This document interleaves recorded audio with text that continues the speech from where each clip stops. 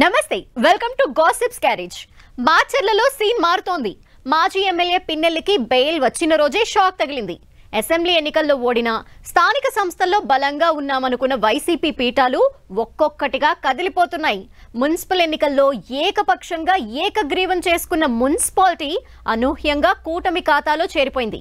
ఒక్క సభ్యుడు లేని టీడీపీ మాచర్ల మున్సిపాలిటీపై జెండా ఎగరవేయటమే రాష్ట్ర రాజకీయాల్లో సంచలనంగా మారింది. ఇప్పుడు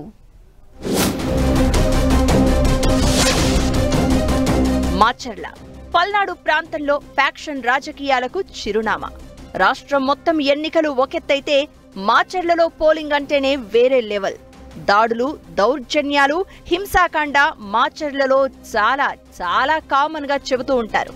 గత మున్సిపల్ ఎన్నికల్లో టీడీపీ నేతలు బోండా ఉమ, బుద్ధ వెంకన్న ప్రయాణిస్తున్న కారుపై జరిగిన దాడే మాచర్లలో దౌర్జన్యకాండకు నిదర్శనమని అంటూ ఉంటారు. ఇక ఆ తర్వాత జరిగిన మున్సిపల్ ఎన్నికల్లో వైసీపీ మాచర్ల మున్సిపాలిటీని ఏకపక్షంగా ఏకగ్రీవం చేసుకుంది. మున్సిపాలిటీలో మొత్తం 31 స్థానాలు ఉండగా మొత్తం 31 చోట్ల మాజీ ఎమ్మెల్యే పిన్నెల్లి అనుచరులే కౌన్సిలర్లుగా గెలిచారు. ఆ తర్వాత ఏడాదికి ఒకరు చొప్పున మున్సిపల్ చైర్మన్లుగా వ్యవహరించాలని నిర్ణయించారు.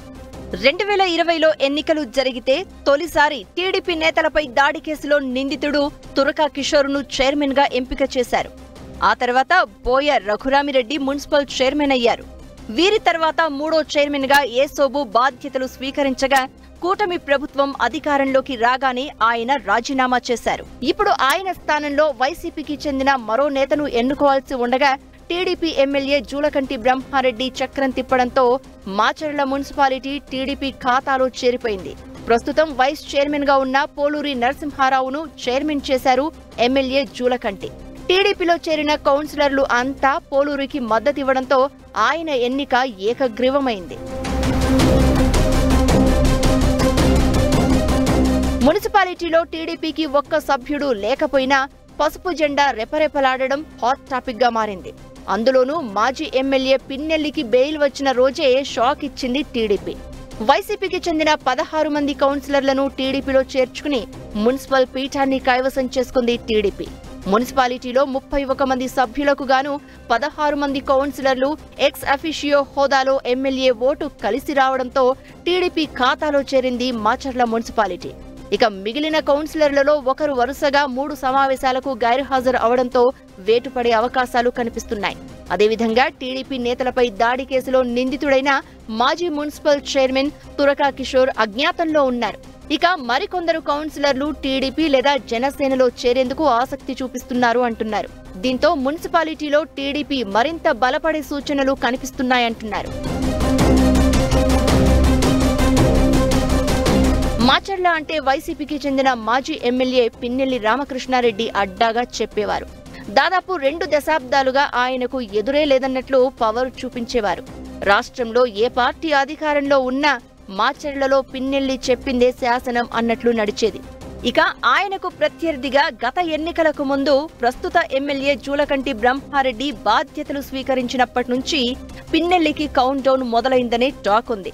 బ్రహ్మారెడ్డి రంగంలోకి దిగిన తర్వాత మాచర్లలో టీడీపీ నేతలు, కార్యకర్తలకు ఆత్మస్థైర్యం వచ్చింది. గత ఎన్నికల్లో పిన్నెల్లికి దీటుగా నిలవడంతో పాటు పకడ్బందీగా పోల్ మేనేజ్మెంట్ చేయడంలో సక్సెస్ అయ్యారు.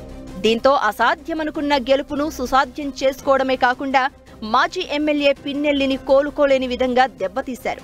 ఎన్నికల హింస కేసులో ఆయన అరెస్ట్ అవ్వగా ఆయన సోదరుడు ఇప్పటికీ పరారీలో ఉన్నారు. దీంతో మాచర్లలో వైసీపీ కార్యకర్తలు చెల్లాచెదరయ్యారు. ఇక ఇదే సమయంలో ఎమ్మెల్యే బ్రహ్మారెడ్డి చాకచక్యంగా పావులు కదిపి మాచర్ల మున్సిపాలిటీలో పసుపు జెండా రెపరెపలాడించారు. ఒక్క మాచర్ల మున్సిపాలిటీయే కాదు, నియోజకవర్గంలో ఉన్న 4 మండలాల జెడ్పీటీసీలు, ఎంపీపీలు కూడా టీడీపీతో టచ్ లో ఉన్నట్లు చెప్తున్నారు. MLA Julakanti Brahmareddy green signal ఇస్తే వారంతా కండువాలు మార్చేయడానికి రెడీ అంటున్నారట. ప్రస్తుత పరిస్థితుల్లో వైసీపీలో కొనసాగడం కష్టంగా భావిస్తున్న నేతలు పార్టీ ఫిరాయించేందుకు తహతహలాడుతున్నట్లు చెప్తున్నారు. అయితే మున్సిపాలిటీని దక్కించుకున్న హుషారులో ఉన్న టీడీపీ కొన్ని మండలాల్లో ఎంపీపీ పదవులను కైవసం చేసుకోవడానికి పావులు కదుపుతున్నట్లు తెలుస్తోంది. అయితే వైసీపీ అధికారంలో ఉండగా టీడీపీ నేతలు, కార్యకర్తలతో వివాదాలకు దిగిన వారిని మాత్రం దూరంగా ఉంచాలని నిర్ణయించినట్లు చెప్తున్నారు. మొత్తానికి మాచర్లలో స్థానిక సంస్థల పీఠాలు అన్నీ కదిలిపోతున్నాయి. వైసీపీ ఖాతా నుంచి టీడీపీ ఖాతాలో చేరిపోనున్నాయనే టాక్ వినిపిస్తోంది.